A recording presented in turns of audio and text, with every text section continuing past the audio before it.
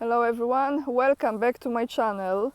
Hope all of you are doing well in spite of the shenanigans that are going on. We will start this video with two comments of the day. I know everyone pretty much wants me to go to the title, Ukraine has no money to pay its soldiers. Some of you probably saw this video that I posted in my community page. And what is community page before I go to the comments? What is community page? When you go on the main page of the channel, you see categories like videos, live, etc. And among those categories you have community page. So once in a while I suggest you to go there and check it out, because I post there videos or some announcements, like for example about scammers on the channel that trying to take advantage of you, my audience. And I posted a video yesterday about Ukraine having no money to pay its soldiers. But we will get to this in a second. I want to start with the comment from a Polish viewer that was under my 2 days ago, under my solo video, in which I was quoting Dmitry Medvedev and his warning about the buffer zone that might be created, and it will include Poland. Let me just put my glasses on because it will be easier. Okay, so the comment is from the Polish viewer, Józef Stalinowski, and I will read this to you first in Polish because why not? It's in Polish, so it deserves to be read in Polish, and then we translate into English. Życie mi zbrzydło pod amerykańską okupacją, więc jestem gotowy na strefę buforową. Będę miał spokój wieczny. So, Józef says, I am tired of living under the American occupation, so I am ready for the buffer zone. I will have eternal peace. Dziękuję Panie Józefie bardzo za komentarz. Thank you so much for your comment. The second comment is from John Smith, who says, it is very simple. You get someone in Russia that used to deal with geopolitics in the West, and you get a comedian in Ukraine. Now you figured it out. So since we are talking about the absolute comedy, or I should actually say tragedy, because this truly is a tragedy, not only people are dying, but other countries are paying the price, the consequences of those decisions. And you know, let's be honest here, who is paying the salaries of those Верховная Rada people, and where the money goes, besides the luxurious yachts in the south of France, like Monaco, for example, tax-free, by the way, you know, which is fantastic. You have to have a certain income in order to qualify to live in Monaco and have the citizenship there. So I forgot how much money, but I'm sure a lot of those oligarchs and those who made money on the war, they now qualify for sure. So they have their boats, etc. So what's the story with this money? Zelensky has no money to pay his soldiers amid war. Ukrainian Defense Ministry admits it has no money, and this is official information. Unfortunately, this is true. Is Kiev army going to collapse without money? Ukraine is facing a financial crisis and might miss military payments for September 20th deadline, says the report. Ukrainian Budget Committee said the defense military lacks funds, and this is due to delay in US aid. This is reported by TASS. Now I will be quoting someone from Верховная Rada. She is a budget committee chairwoman. Bear with me as I will try to pronounce her name. Rokosolana Pidlasa. She says, unfortunately this is true. Indeed, the defense ministry is telling us that they don't have the money to pay by September 20th. I cannot now name the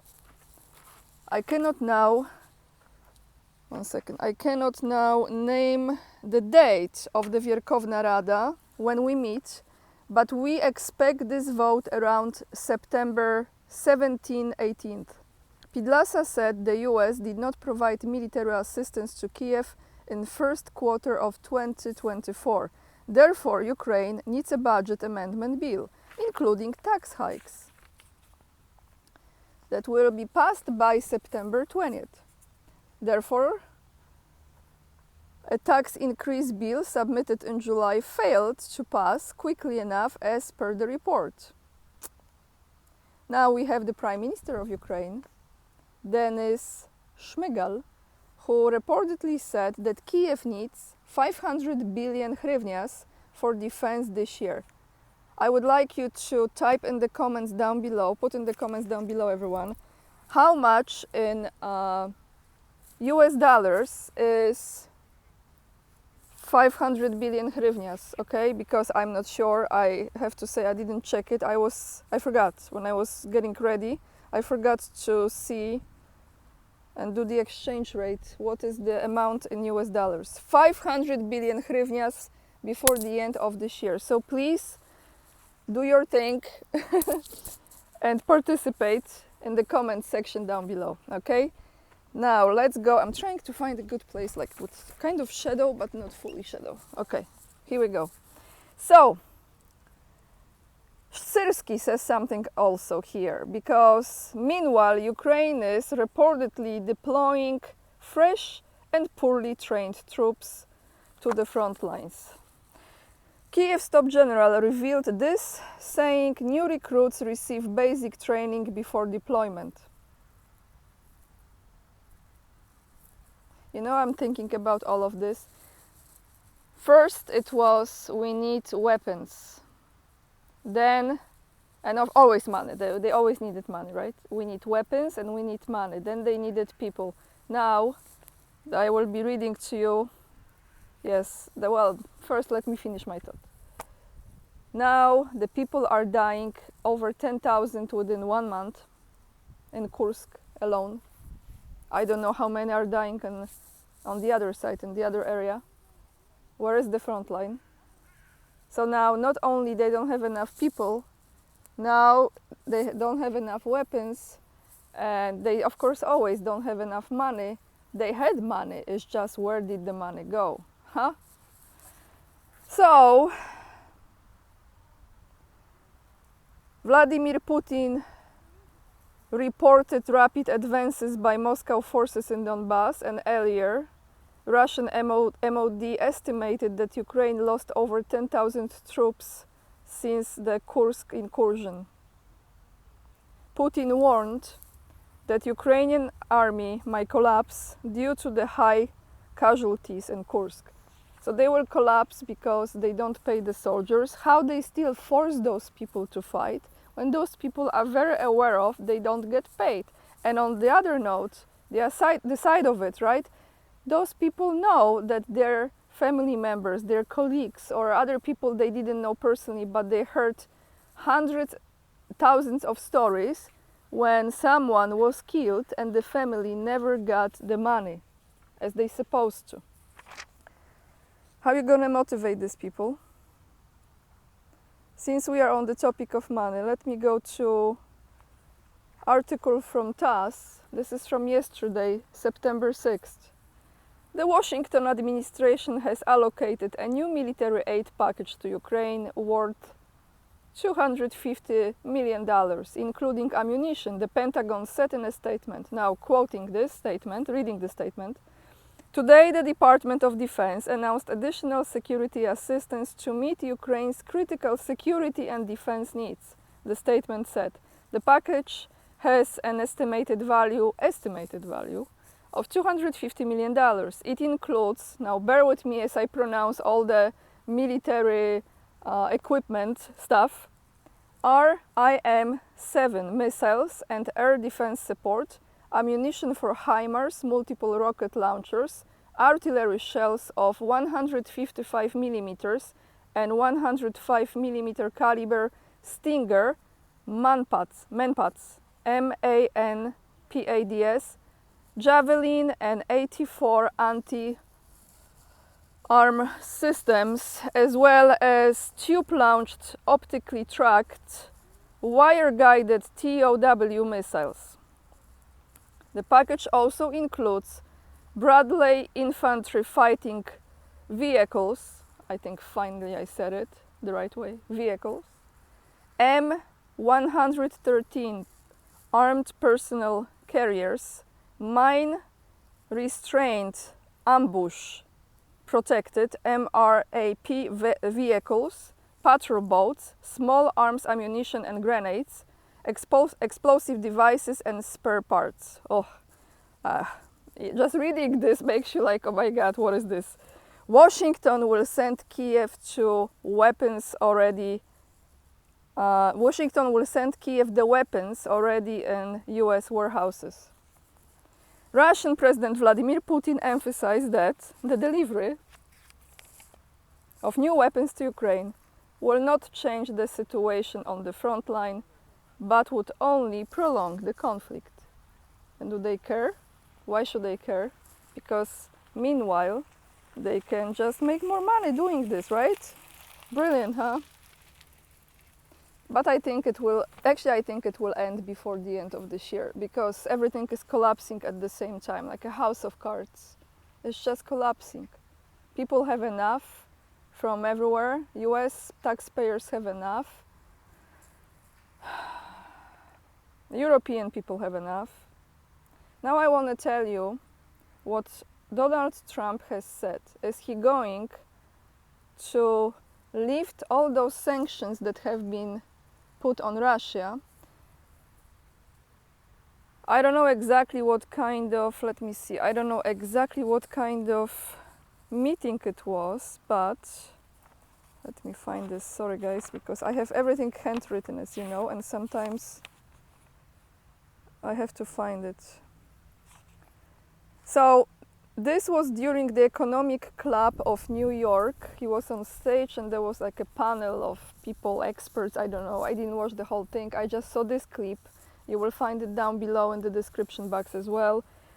Is he going to remove all sanctions that were put on Russia? And someone asked him this question. I would like to ask you about economic sanctions program.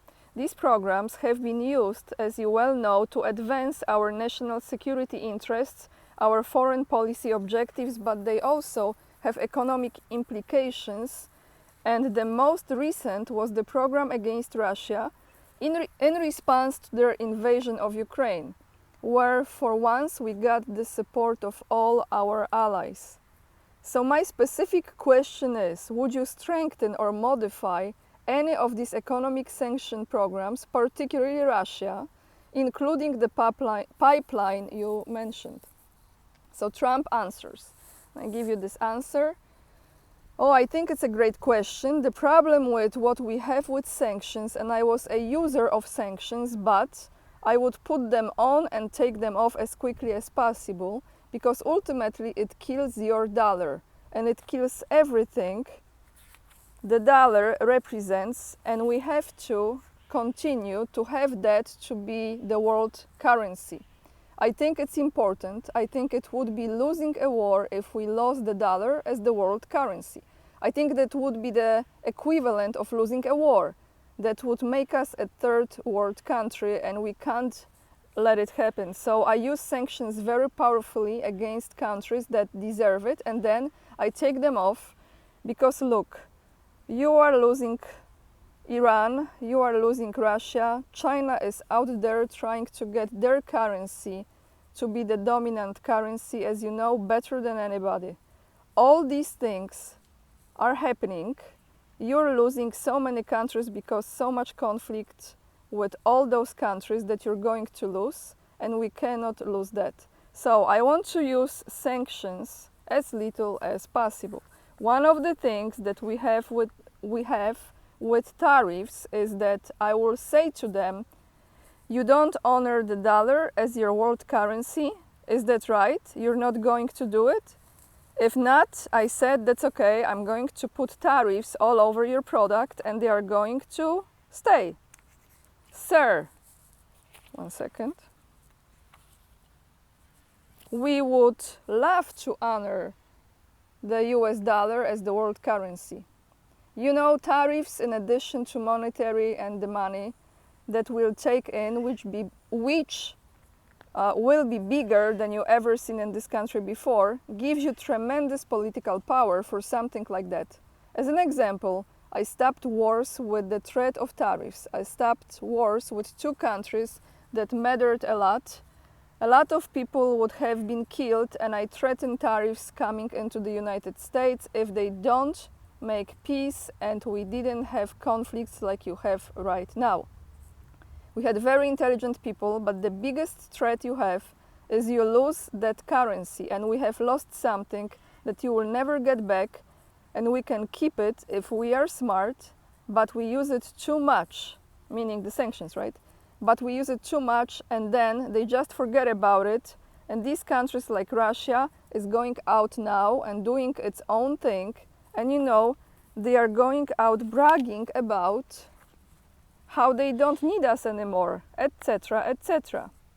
The sad part about Russia is that Ukraine would never happen if I was president, so we would never have to be talking about it, about those sanctions. But it did happen, and one of the things I am going to do, a little bit relevant to your question, is if we win, I believe I can settle that war while I am president-elect before I even get into office. I can get out, I can get that war settled and get that war stopped, because it is horrible, horrible war. And far more people are killed in Ukraine, far more people than you are realizing. And so I think it is a very important thing that sanctions have to be used very judiciously. I think I said this the right way. And you can win. We have things much more powerful actually than sanctions. We have trade, but we cannot lose our dollar standard. It's very important. So this is the end of what Trump said. I will say this, in my, again, not being an expert opinion, and I would like to know your thoughts on this. Do you think the dollar can still remain in the same position as it was before, or is just not possible? I think with BRICS, the stronger the BRICS gets, the more countries join, I think the dollar is going to lose its power. There will be different currencies in the world, and they will be trading with those currencies, but I don't think there will be one dominant currency in the world. Again, I'm not an expert, but what I'm thinking, if their plan goes well, you know, the agenda, 2030 agenda, and ultimately what they want one currency, right, which is digital one, and the whole world, and no government, I mean one government that will be operating all around the world, and they will be just using one currency. But what do I know? I'm not an expert. So I want to thank you for watching my videos, guys. I am a little bit low energy today. I think I need some vacations. I'm thinking about it.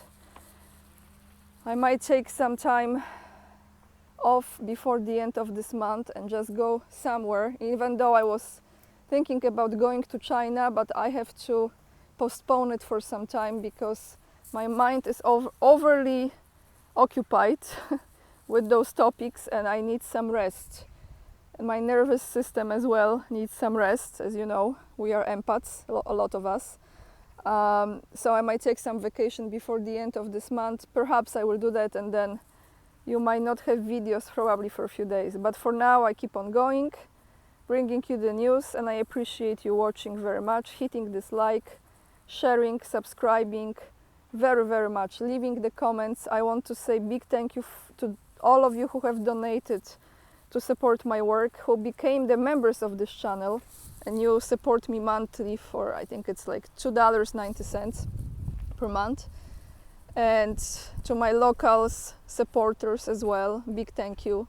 To my Patreon members as well, and everyone who bought me a coffee and donated to my fundraiser. Thank you for following me on Instagram, and you can join me, also join my mailing list, it's free of charge. And again, all the links, what I read you, the videos as well, will be attached down below in the description box. Tomorrow, since it's Sunday, I will have the video, the more spiritual video, so if you are interested in those kind of topics, some prophecies, some people that look at the current events from a different angle, tune in tomorrow. Just if you're curious, if you don't know what's behind me, actually maybe it's a little walk, but I show you this next time. I showed you in other videos. It's a monument with 3 eagles that represents 3 generations of Poles, which is really beautiful. Let me actually walk there, maybe I can show you guys. It will be a strange video today, but at least you have something different for the weekend. So yes, tomorrow I will be bringing you some news from spiritual people that have been delivered a quite long time ago, and maybe I will be posting something that I saw in Moscow in one of those churches. It was like a sacred holy place that many people from Moscow were going to and praying, so a friend of mine told me about it, so I might attach it tomorrow before the end of this video. Let me just show you. Do you see it? I think yes, you can see it now. It's a beautiful statue. So that's it for today, everyone. Sorry for the awkward ending, but I hope you're okay because it's worth the wait. Lots of love, and remember, we are the leading edge and we are saving humanity. See you tomorrow. Bye guys.